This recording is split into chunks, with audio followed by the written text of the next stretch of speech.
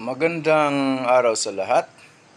The YouTube channel of the Fraternal Order of Eagles Limbas Law Corner is back to once again render public service in the field of law or yung aming pagbahagi ng kaunting kaalaman sa larangan ng batas para sa sambayanang Pilipino.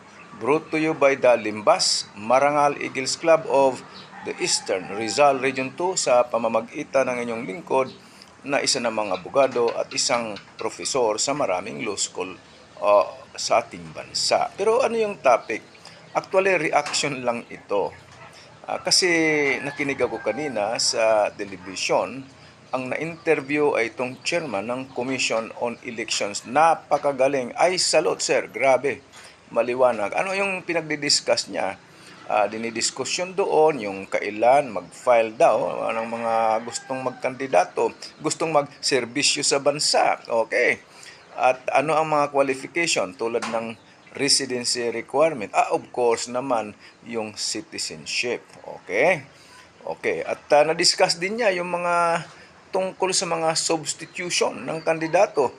Tulad ng yung nabanggit niya itong sa party list na biglang yung limang mga nominees, supposed to be nominees ng isang party list, ay nag-resign yung lima. Kaya may ipalit na lang na isa. Right, so isa yan sa mga diskusyon.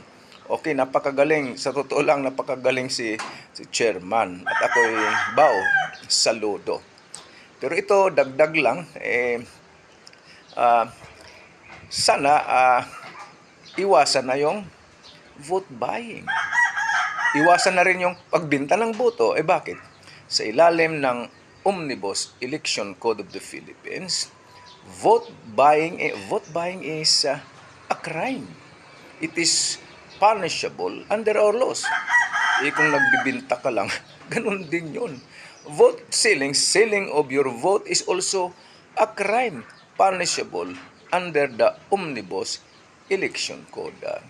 Ang hindi yung iwasan, itigil na para lalabas talagang totoo kung sino yung nanalo, kung sino yung pipiliin talaga ng mga botante.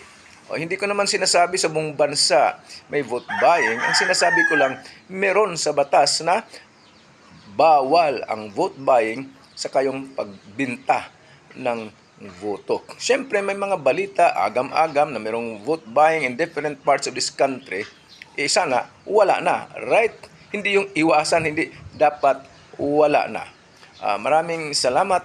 Sana nakapaglingkod na naman muli itong aming club, the Limbas Marangal Eagles Club of the Eastern Rizal Region 2. Maraming salamat at magandang araw sa lahat.